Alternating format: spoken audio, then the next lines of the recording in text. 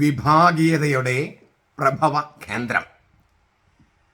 നമ്മളൊരു ഭൂകമ്പോ അല്ലെങ്കിൽ ഉരുൾപൊട്ടലോ സുനാമിയോ ഒക്കെ ഉണ്ടാകുമ്പോൾ പറയുന്ന ഒരു സംഗതിയാണ് എപ്പി സെൻറ്റർ, അതിൻ്റെ പ്രഭവ കേന്ദ്രം.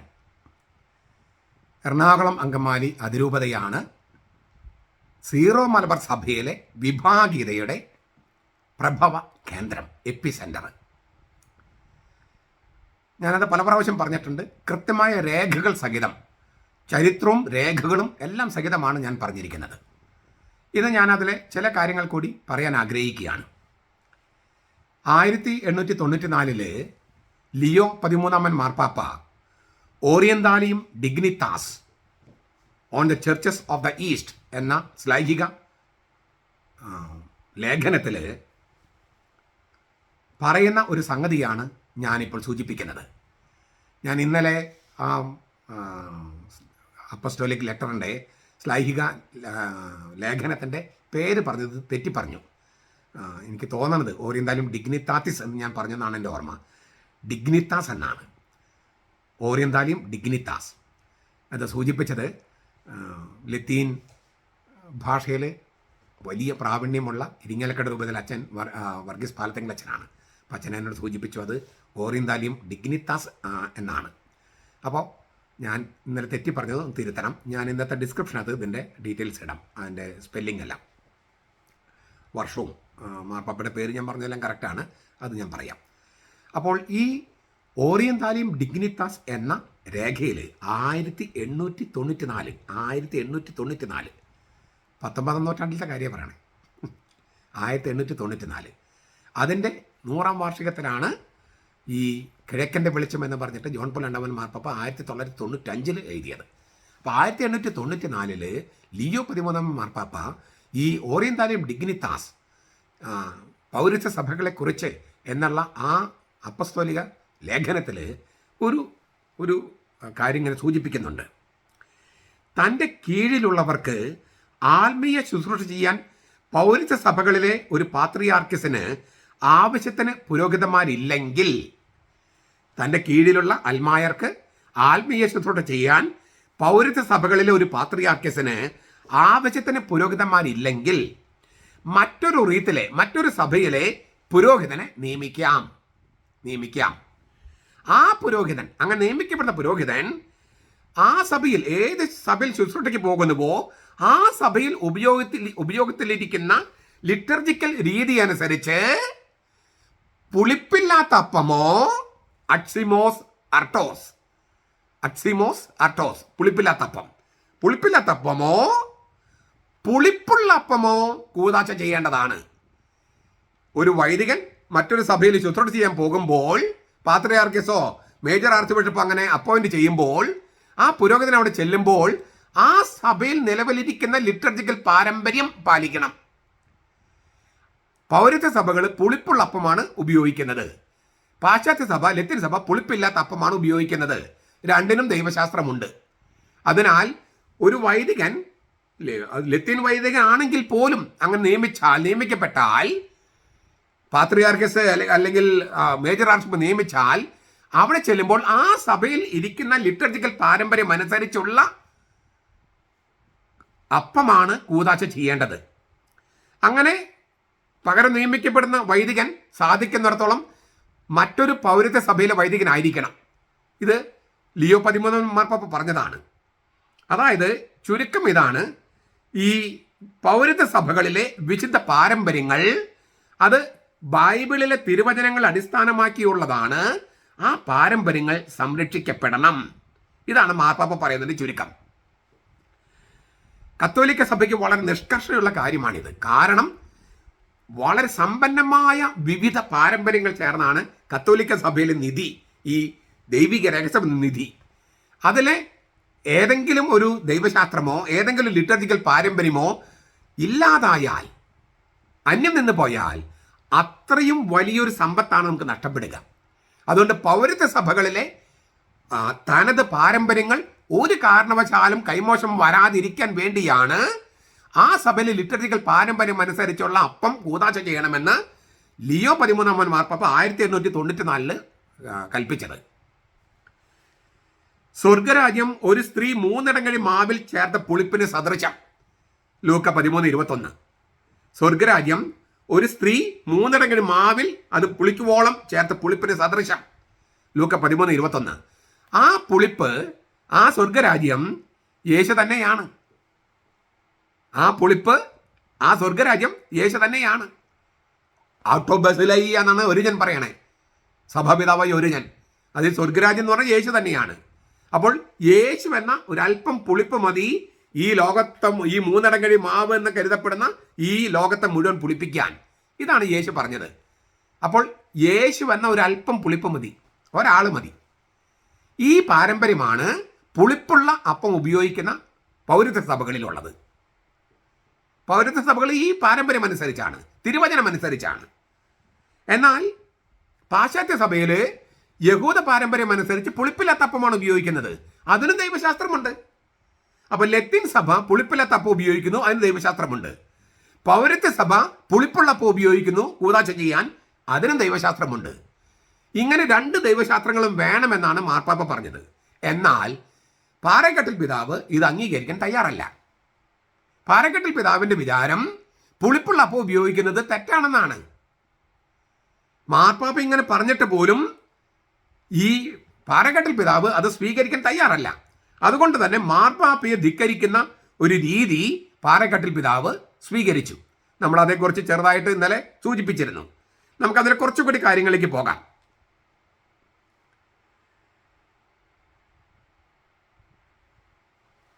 ഞാൻ പറഞ്ഞു കഴിഞ്ഞല്ലോ, ഇന്നലെ പറഞ്ഞത് എൻ്റെ തുടർച്ചയാണ്.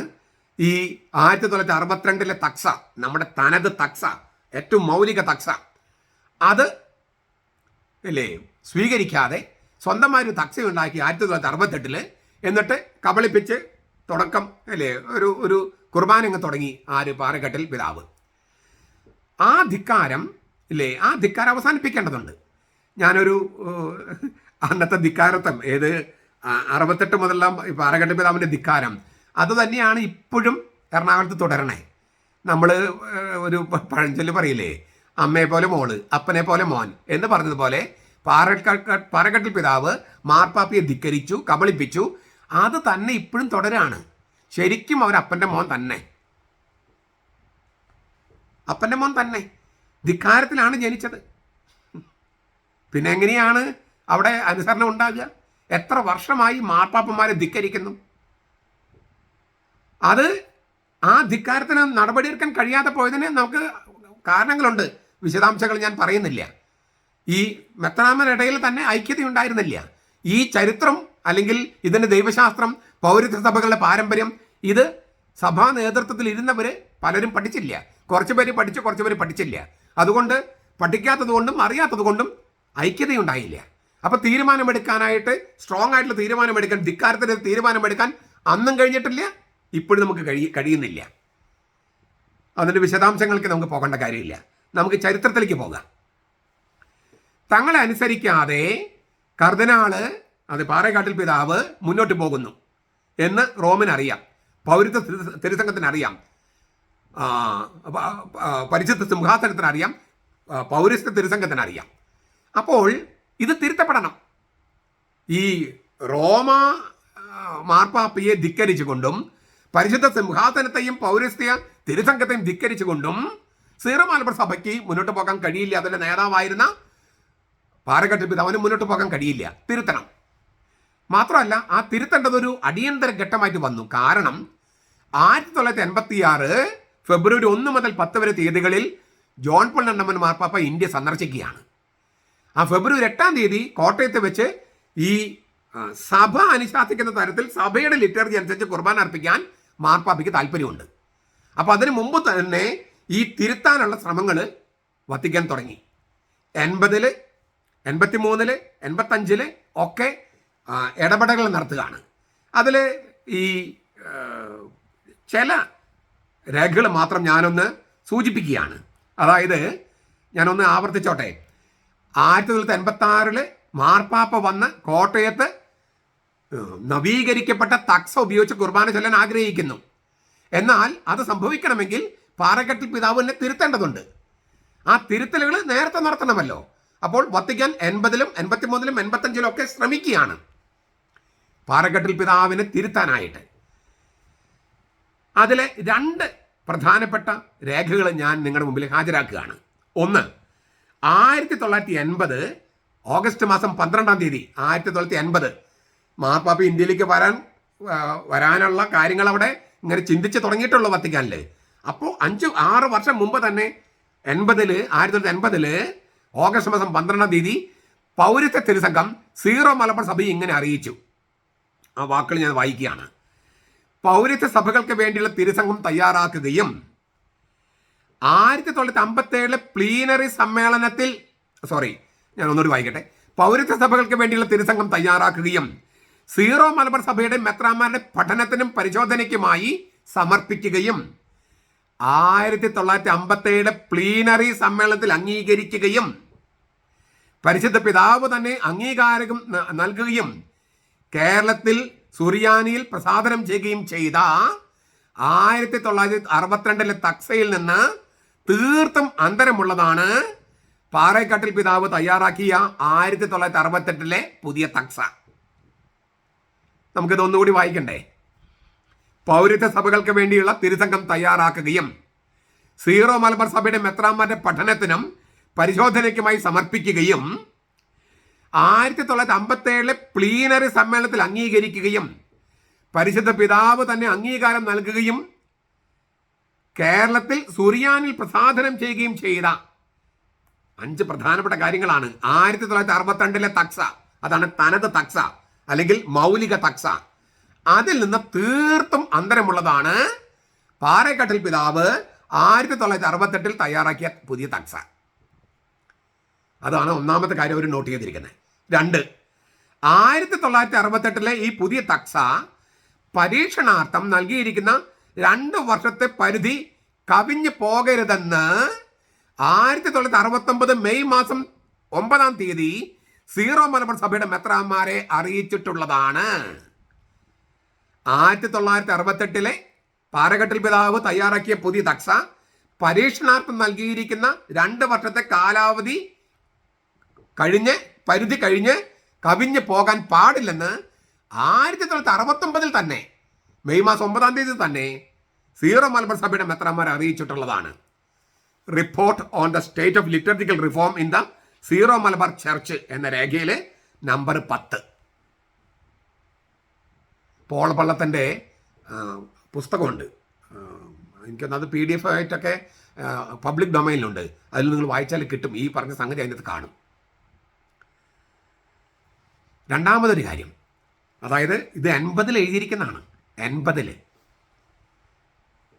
റോമായിൽ സമ്മേളിച്ച സീറോ മലബാർ മെത്രാന്മാരെ അഭിസംബോധന ചെയ്തുകൊണ്ട് അന്നത്തെ പൗരത്വ തിരുസംഘത്തിന്റെ തലവനായിരുന്ന കർദിനാൾ റൂബിൻ 1980 ഓഗസ്റ്റ് 26-ാം തീയതി, ഞാൻ നേരത്തെ പറഞ്ഞത് ഓഗസ്റ്റ് 12 ഇത് അതേ മാസം 26-ാം തീയതി പറഞ്ഞതാണ്.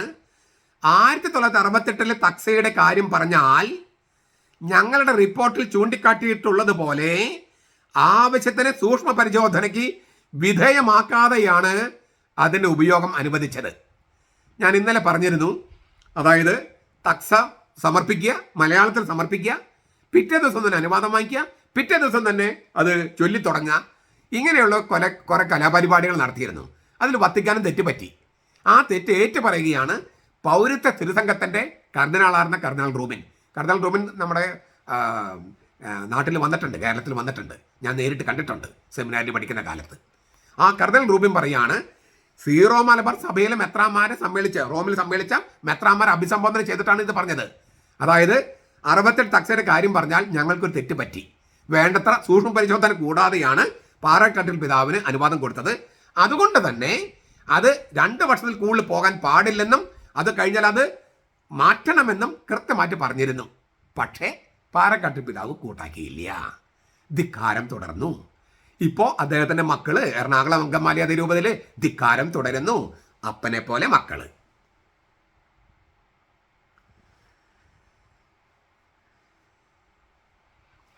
ഈ കർദിനാൾ റൂബിൻ പറഞ്ഞതിൻ്റെ ഒരു ബാക്കി പത്രം കൂടിയുണ്ട്, ഞാൻ ഇന്നലെ സൂചിപ്പിച്ചു. അതായത് പാറക്കാട്ടിൽ പിതാവ് റോമായി ഇങ്ങനെ കബളിപ്പിക്കുമെന്ന് അവർ വിചാരിച്ചില്ല. അങ്ങനെയൊക്കെ കബളിപ്പിക്കുമോ ഒരു സഭയുടെ തലപ്പത്തിരിക്കുന്ന ഒരാൾ എന്നാണ്. പക്ഷെ നമുക്ക് ഇപ്പോൾ ചിലപ്പോൾ ചില സംഗതികളെല്ലാം കാണുമ്പോൾ ചിലപ്പോൾ അങ്ങനെ സംഭവിക്കാം, കബളിപ്പിക്കൽ നടക്കുമെന്നൊക്കെ നമുക്കൊരു തോന്നലുണ്ട്. നമുക്ക് നമ്മുടെ സഭാ നേതൃത്വം ആ തോന്നലുകൾക്ക് മാറ്റുമെന്നും പ്രതിച്ഛായ മാറ്റുമെന്നും നമുക്ക് പ്രതീക്ഷിക്കാം. അവർക്ക് വേണ്ടി നമുക്ക് പ്രാർത്ഥിക്കാം.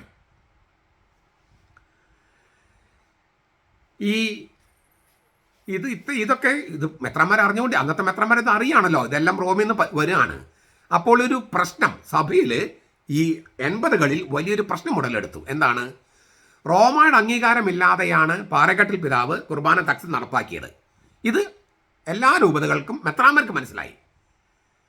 അപ്പോൾ ഈ 1968 തക്സയിൽ രേഖപ്പെടുത്തിയിരുന്നത് പോലെ വചന ശുശ്രൂഷ ജനാഭിമുഖമായും അനാഫറ ദൈവോന്മുഖമായും ഇപ്പം നമ്മൾ പറഞ്ഞ ഏകീകൃത കുർബാന ചില രൂപത അങ്ങനെ ചൊല്ലാൻ തുടങ്ങി. ഈ ജനാഭിമുഖ കുർബാനയ്ക്ക് വത്തിക്കാൻ്റെ അംഗീകാരമില്ല. 1968 പാറേക്കാട്ടിൽ പിതാവ് അച്ചടിച്ച തക്സയിൽ പോലും ഇപ്പം നമ്മൾ പറഞ്ഞ ഏകീകൃത കുർബാനയാണ് പറഞ്ഞിരിക്കുന്നത്. ജനാഭിമുഖമായിട്ട് വചന ശുശ്രൂഷ, ദൈവോന്മുഖമായിട്ട് അനാഫറ, അങ്ങനെയാണ് 1968 തക്സയിൽ പോലും. അപ്പോൾ ആ തക്സിൽ പ്രിന്റ് ചെയ്ത പോലെ ചില രൂപതകൾ കുർബാന അർപ്പിക്കാൻ തുടങ്ങി. മറ്റു ചില രൂപതകൾ ശരിക്കും നമ്മുടെ തക്സ എങ്ങനെയാണ്, ഏത് തരത്തിലുള്ളതാണ്? 1962 അതായത് ഞാൻ നേരത്തെ പറഞ്ഞു തനത് തക്സ അല്ലെങ്കിൽ മൗലിക തക്സ. അതേക്കുറിച്ച് 5 കാര്യങ്ങൾ നമ്മൾ കണ്ടു. ഈ 1957 പ്ലീനറി സമ്മേളനം അംഗീകരിച്ചത്, കേരളത്തിൽ സുറിയാനിൽ പ്രിന്റ് ചെയ്തതെന്നൊക്കെ പറഞ്ഞിട്ട് 5 കാര്യങ്ങൾ നമ്മൾ കണ്ടു. അത്രയും മൗലികമായ തക്സയാണ് 1962.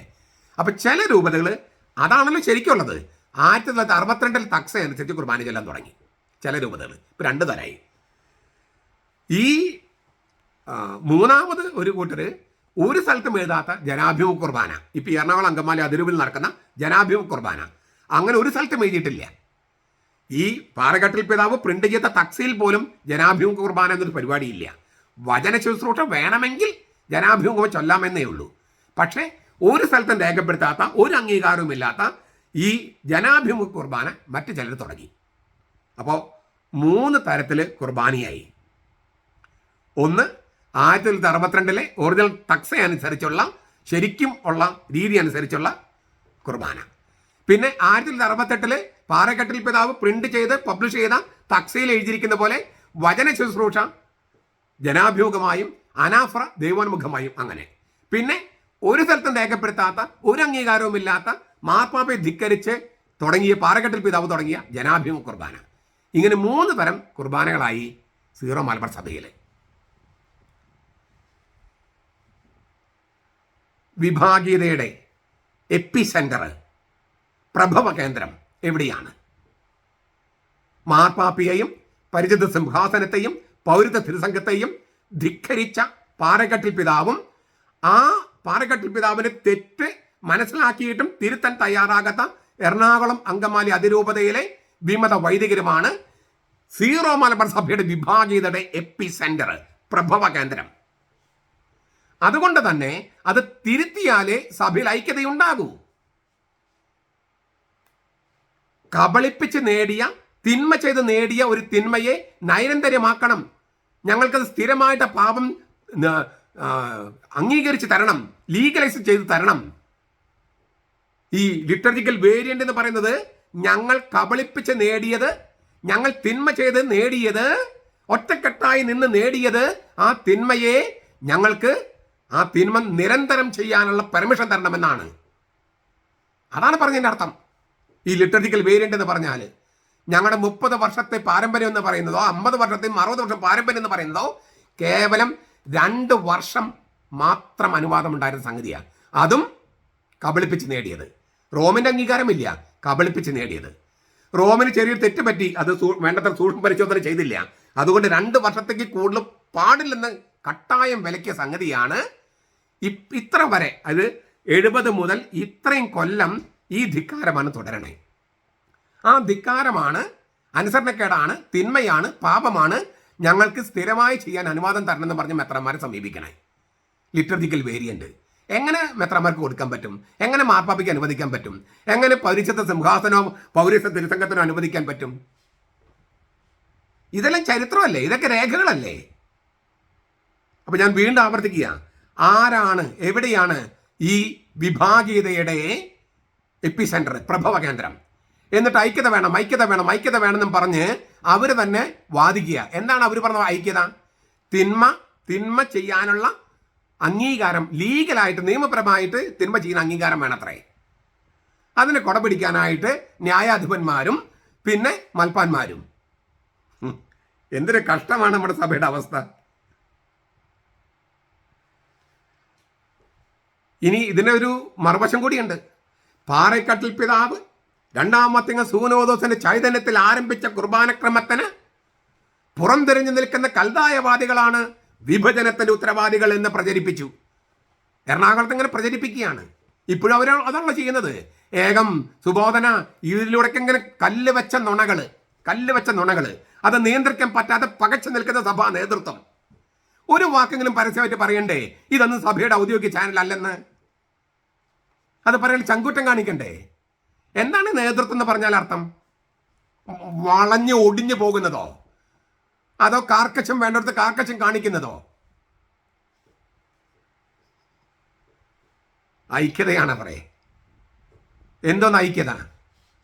തിന്മയെ ന്യായീകരിക്കുന്നതാണോ ഐക്യത? അങ്ങനെ ഐക്യത ഉണ്ടായാൽ അത് ദൈവത്തിന് ഇഷ്ടപ്പെടുമോ? നമ്മുടെ കർത്താവിന് ഇഷ്ടപ്പെടുമോ? പരിശുദ്ധാത്മാവ് അനുഗ്രഹിക്കുമോ? അഭിഷേകം കിട്ടുന്നത് തിന്മയെ അഭിഷേകം ചെയ്യാനല്ല, പാപത്തെ അഭിഷേകം ചെയ്യാനല്ല, അതിലിരിക്കുന്നവരെ അഭിഷേകം ചെയ്യാനല്ല, തിരുത്താനാണ്, പാപമോചനം കൊടുക്കാനാണ്.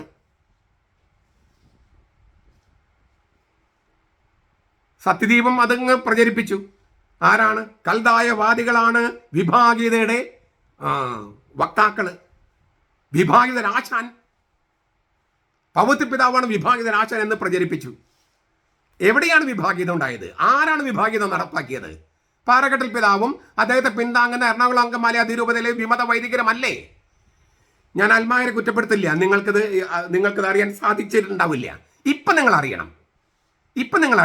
ഇനി നിങ്ങൾ പറയരുത് ഞങ്ങൾക്കറിയില്ലായിരുന്നു, ഇപ്പൊ പറയരുത് ഞങ്ങൾക്ക് അറിയില്ല എന്ന് പറയരുത്. നിങ്ങളെ പഠിപ്പിക്കുകയാണ് ഞാൻ. അതാണ് എൻ്റെ ലക്ഷ്യം. അതാണ് ഞാൻ ചെയ്തുകൊണ്ടിരിക്കുന്നത്. ഒരുപാട് പേര് എനിക്ക് കത്തുകൾ എഴുതിയിട്ടുണ്ട്, അല്ലാതെ അറിയിച്ചിട്ടുണ്ട്. ഈ പ്രഭാഷണങ്ങളുടെ അവർ അറിവ് നേടിയെന്നും അങ്ങനെയാണ് സഭയുടെ കൂടെ നിൽക്കാൻ തീരുമാനിച്ചതെന്നും എന്നോട് ഒരുപാട് പേര് പറഞ്ഞിട്ടുണ്ട്. അതിൽ നന്ദി ഞാൻ അറിയിക്കുന്നു, സന്തോഷം അറിയിക്കുന്നു. സത്യം തിരിച്ചറിയുമ്പോൾ ആ സത്യമാണ് നിങ്ങളെ സ്വതന്ത്രരാക്കുക. നിങ്ങളെ സ്വതന്ത്രരാക്കിയിരിക്കുന്നു. ഈ ഒറ്റക്കെട്ട്, തിന്മയുടെ ഒറ്റക്കെട്ടിൽ നിന്നും നിങ്ങൾ പുറത്തു വന്നിരിക്കുന്നു. അത് വലിയൊരു സന്തോഷത്തിൻ്റെ വാർത്തയാണ്.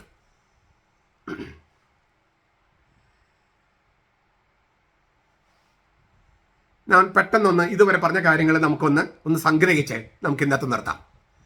സീറോ മലബാർ സഭയിലെ ജനാഭിമുഖ കുർബാന ആരംഭിച്ച പ്രക്രിയയിലെ പാകപ്പിഴകൾ. 1. സീറോ മലബാർ സഭ 1962 വീണ്ടെടുത്ത തനത് തക്സ, മൗലിക തക്സ അംഗീകരിച്ചത് മെത്രാന്മാരുടെ സമ്മേളനമാണ്. ആ സമ്മേളനത്തിൽ പങ്കെടുത്ത മെത്രാന്മാരെ അറിയിക്കാതെയും അവർ സാന്നിധ്യമില്ലാതെയും കൂടിയ യോഗമാണ് 1968 കുർബാന തക്സ അംഗീകരിച്ചത്. അതിനാൽ അത് സഭയുടെ തീരുമാനമല്ലായിരുന്നു. അത് ഏകകണ്ഠ തീരുമാനമല്ലായിരുന്നുവെന്ന് പറയാണ്ട് തന്നെ അറിയാലോ.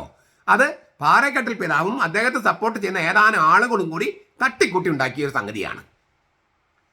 2.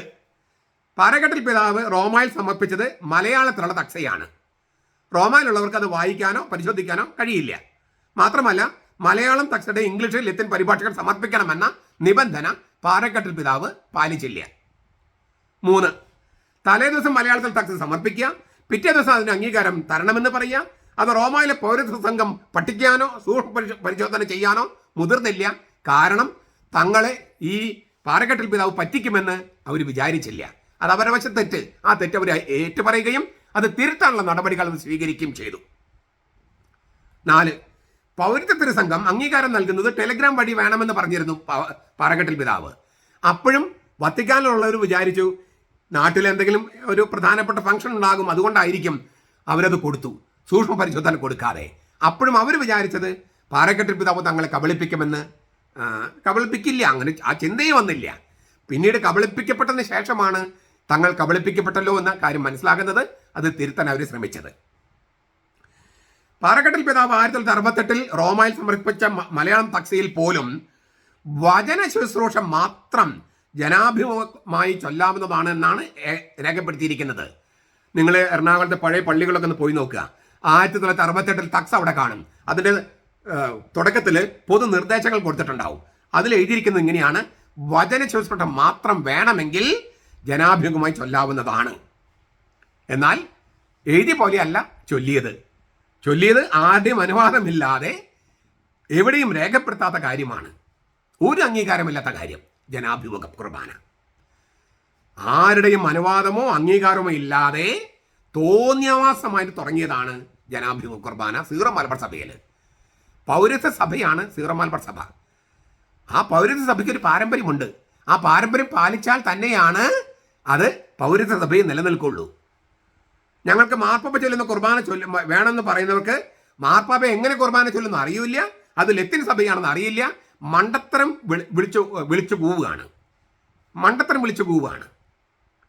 അതുപോലെ തന്നെ സീറോ മലബാർ സഭയിൽ ഞാൻ നേരത്തെ പറഞ്ഞു, സീറോ മലബാർ സഭയിൽ ലിയോ 13 മാർപ്പാപ്പ പറഞ്ഞതാണ്, ഒരു സഭയിൽ വേണ്ടത്ര പുരോഹിതന്മാരില്ലെങ്കിൽ മറ്റൊരു സഭയിൽ നിന്ന് പുരോഹിതന്മാരെ വിളിക്കാം. അവിടെ ചെല്ലുമ്പോൾ അവരുടെ ലിറ്റററ്റിക്കൽ പാരമ്പര്യം അനുസരിച്ച് വേണം ചെയ്യാൻ. ഇപ്പം ഞാൻ ഇവിടെ യൂറോപ്പിൽ ലത്തീൻ സഭയിലാണ് വർക്ക് ചെയ്യണേ. ഇവിടെ വരുമ്പോൾ പൗരത്യ സഭ അനുസരിച്ചല്ല ഞാൻ ചെയ്യേണ്ടത്, ലത്തീൻ സഭയിലെ പാരമ്പര്യം അനുസരിച്ചാണ്. ഇത് ലിയോ 13 മാർപ്പാപ്പ 1894 ഓറിയന്താലിയം ഡിഗ്നിത്താസ് എന്ന് പറഞ്ഞ കൽപ്പനയിലൂടെ പറഞ്ഞിട്ടുള്ളതാണ്. സീറോ മലബാർ സഭയിൽപ്പെട്ട 79% ലത്തീൻ സഭയിൽ വർക്ക് ചെയ്യുന്ന, ഇന്ത്യയിൽ ലത്തീൻ സഭയിൽ വർക്ക് ചെയ്യുന്ന 79% അച്ഛന്മാരും കന്യാസ്ത്രീമാരും സീറോ മലബാർ സഭയിൽപ്പെട്ടവരാ. അവരവിടെ ചെല്ലുമ്പോൾ ആ സഭയുടെ ലിറ്റററിക്കൽ പാരമ്പര്യമാണ് ഫോളോ ചെയ്യേണ്ടത്. അതനുസരിച്ച് ഞാൻ ചെയ്യുന്നത്. മാത്രമല്ല യൂറോപ്പിൽ ഒരുപാട് സ്ഥലത്ത് ദൈവോന്മുഖ കുർബാനയുണ്ട്. ഞാൻ പല ദിവസങ്ങളിലും ദൈവോന്മുഖ കുർബാന ചൊല്ലണേ. പിന്നെ എൻ്റെ വ്യക്തിപരമായ കാര്യങ്ങൾ ചർച്ച ചെയ്യാനല്ല ഈ വേദി. അതുകൊണ്ട് കുറേ പേര് താങ്കൾ ഇന്ന് ജനാഭിമുഖ കുർബാന ചൊല്ലി സായുജ്യമടഞ്ഞു എന്നെല്ലാം കളിയാക്കിയിട്ട് ഒരു വിശേഷമില്ല. നിങ്ങൾക്ക് നിങ്ങളുടെ അറിവില്ലായ്മ, നിങ്ങളുടെ ധിക്കാരവും നിങ്ങളുടെ അറിവില്ലായ്മയും അജ്ഞതയും ഒരു അലങ്കാരമായി കൊണ്ടു നടക്കുന്നു എന്നേ ബോധമുള്ള മനുഷ്യരെ മനസ്സിലാക്കും. നിങ്ങൾക്കത് മനസ്സിലാകാത്തത് നിങ്ങൾക്ക് ബോധമില്ലാത്തതുകൊണ്ടാണ്. ഞാൻ നിങ്ങളെ പരിഹസിക്കുകയല്ല. നിങ്ങളുടെ ഈ ക്യാപ്സൂളുമായിട്ട് വന്നിരുന്നിട്ട് ഇങ്ങനെ പറയുമ്പോൾ നിങ്ങൾക്ക് എഴുതി തന്ന ക്യാപ്സൂൾ എഴുതി തന്ന ആൾക്കാരോട് ചോദിക്കണം, ഇതിനകത്ത് വല്ല സത്യം ഉണ്ടോ? മാണിപ്പുറച്ച് മറിച്ചാണല്ലോ പറയണേ. അദ്ദേഹം രേഖകൾ ഹാജരാക്കുന്നുണ്ടല്ലോ. അപ്പോൾ ഈ രേഖകളൊക്കെ വിരുദ്ധമായിട്ടാണല്ലോ ഈ ക്യാപ്സൂള് എന്ന് പറയാനുള്ള ചങ്കൂറ്റം നിങ്ങൾ കാണിക്കണ്ടേ? വെറുതെ അടിമകളായിട്ട് ഇരിക്കുകയാണോ? ഏതോ ഒരു ഗൂഢ അജണ്ടയുടെ അടിമകളായിട്ട്? അത് കൊള്ളാവുന്ന പരിപാടിയാണോ? നിങ്ങൾ തന്നെ ചിന്തിക്കുക. ചുരുക്കത്തിൽ സീറോ മലബാർ സഭയിൽ ആകമാനം വിഭാഗീയത ഉണ്ടാക്കാൻ കാരണമായതും പൊതുസമൂഹത്തിൽ സഭയെ നാറ്റിച്ചതും ഈ അനധികൃത നടപടിയാണ്. അനുസരണക്കേടിൻ്റെ ദൃഷ്ടാന്തമായി മാറിയ പാറേക്കാട്ടിൽ പിതാവും അദ്ദേഹത്തെ പിന്തുണയ്ക്കുന്ന ഈ വിമത വൈദികരുടെ ഒറ്റക്കെട്ടുമാണ്. ഒറ്റക്കെട്ട് പൊട്ടി എങ്കിലും ആ ഒറ്റക്കെട്ടായി നിന്ന ഈ സംഗതിയാണ്.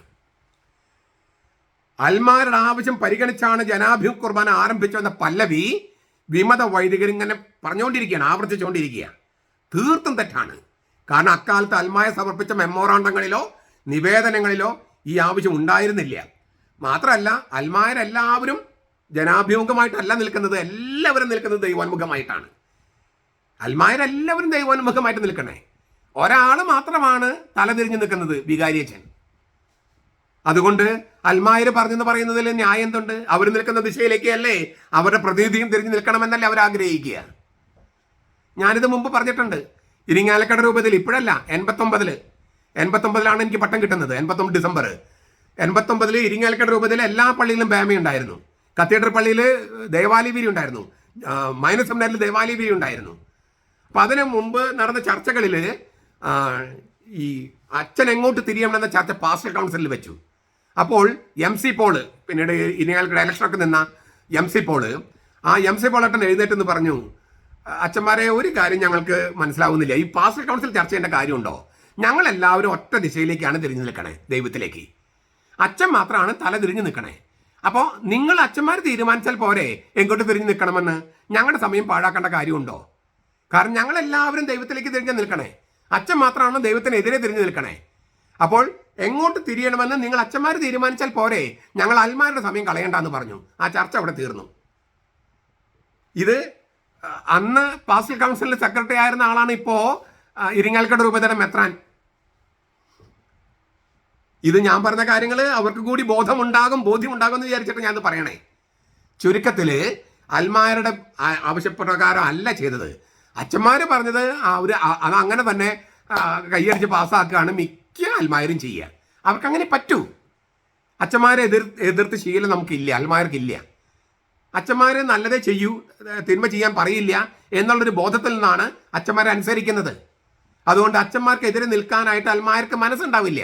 കാരണം അച്ഛന്മാർ ആത്മീയ പിതാക്കന്മാരാണെന്നും ആത്മീയമായിട്ട് നയിക്കുമെന്നും അവർ തെറ്റിന് കൂട്ടു നിൽക്കില്ലെന്നും അൽമാർക്ക് നല്ല ബോധ്യമുണ്ട്.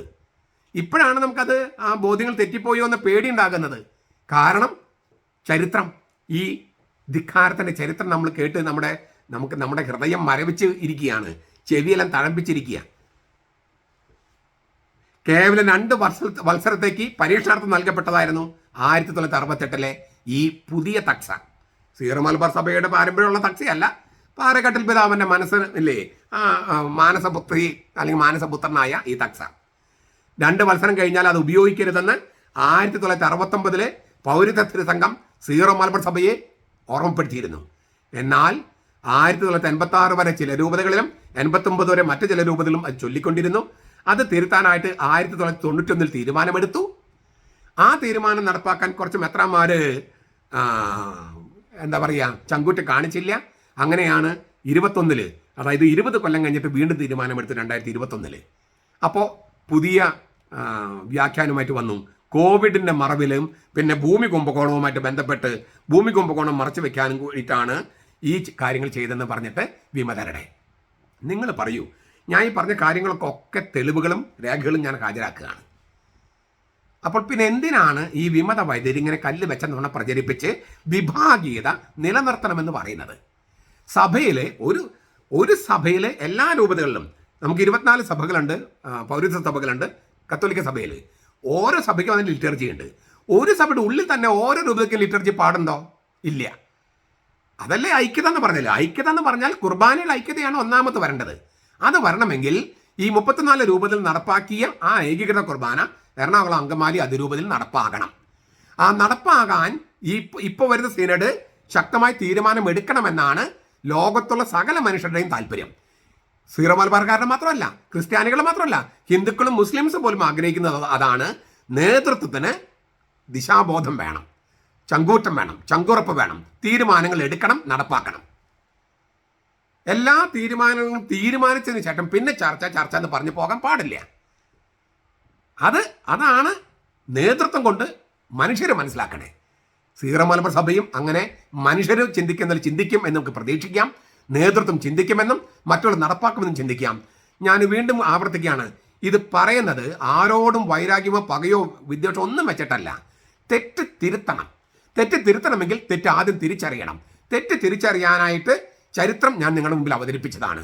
നിങ്ങൾ വീണ്ടും വീണ്ടും കേട്ട് ഇത് പരമാവധി ആളുകളിലേക്ക് എത്തിച്ച് സത്യം തിരിച്ചറിഞ്ഞ് ഈ കർത്താവിലേക്കും കർത്താവിൻ്റെ സഭയിലേക്കും ആ സഭയുടെ ഐക്യതയിലേക്കും വരാനായിട്ട് അച്ഛന്മാരെ പ്രേരിപ്പിക്കണം. അച്ഛന്മാർ കേട്ടിട്ട് അത് അവർക്ക് മാനസാന്തരം ഉണ്ടാകണം എന്ന ഒരൊറ്റ സതുദ്ദേശത്തോടു കൂടിയാണ് ഞാനിത് പറയുന്നത്. വിഭാഗീയതയുടെ പ്രഭവ കേന്ദ്രം അത് നമുക്ക് തകർത്ത് കളഞ്ഞിട്ട് അത് ഐക്യതയുടെ പ്രഭവ കേന്ദ്രമായിട്ട് മാറട്ടെ. കർത്താവ് നമ്മളെ അനുഗ്രഹിക്കട്ടെ.